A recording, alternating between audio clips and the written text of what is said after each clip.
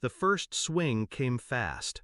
The hammer's head dented the pink frame, the sound sharp as bone snapping. My daughter screamed. The second strike shattered the spokes. By the third, she was sobbing so hard she couldn't breathe. I stood still, calm, watching. My sister didn't stop until the bike was twisted metal. She dropped the hammer, chest heaving, then looked at me with a smile that wasn't a smile. "That should be a lesson for her," she said. And my mother, arms crossed, added coldly, "You shouldn't have bought it for her in the first place." My daughter clutched my leg, trembling, eyes wide with betrayal she didn't understand yet. But I did. I understood perfectly. I didn't scream. I didn't cry. I just smiled. And then I said one sentence that drained the color from their faces. "You've just given me exactly what I needed." People think family protects you. I learned young that mine doesn't. My sister was always jealous of my grades, my job, my marriage. And my mother? She never hid her favoritism. My sister was her golden girl. I was the spare, the afterthought. I endured it. For years. Family dinners where every compliment slid toward her, every criticism landed on me. Birthdays where my gifts were mocked, my efforts ignored. But I let it pass. I thought distance was enough, that I could raise my daughter without dragging her into that poison. I was wrong. Because jealousy doesn't stop at me. It spills, it infects, it targets what you love most. When they smashed that bike, they crossed a line that could never be uncrossed.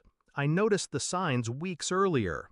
The way my mother's voice sharpened when my daughter giggled. The way my sister's eyes lingered on her new toys, her new clothes.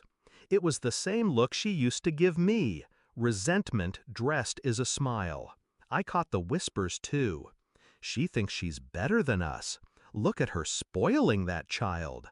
She'll grow up ungrateful." I knew where it was leading, but I didn't think they'd be reckless enough to do it in front of me, in front of her. And that was their mistake.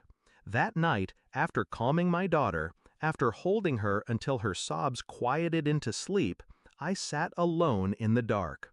My pulse was steady. My mind was clear.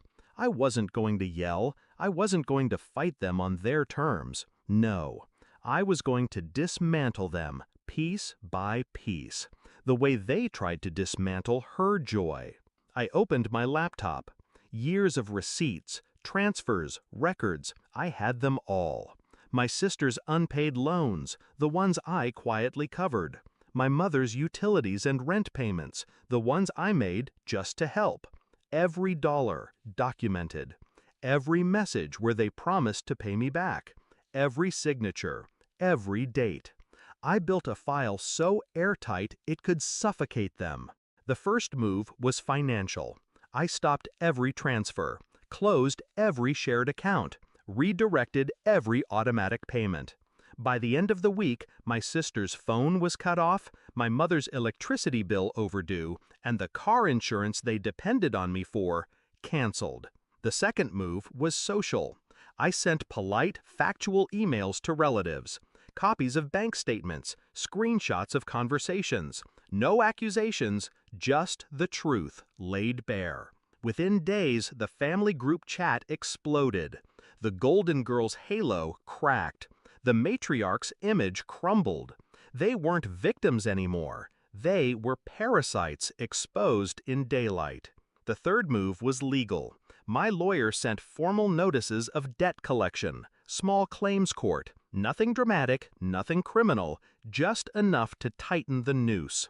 Every step deliberate, every cut precise. 2 weeks later, my sister stormed into my driveway, screaming loud enough for the neighbors to hear. Her voice was raw, desperate. "You're ruining us! You can't do this! We're family!" Family. That word again. It almost made me laugh. I let her rant, let her throw her tantrum.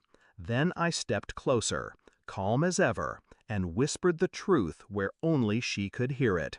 "No, You ruined yourself the moment you touched her bike. Her face collapsed, the fight drained out of her.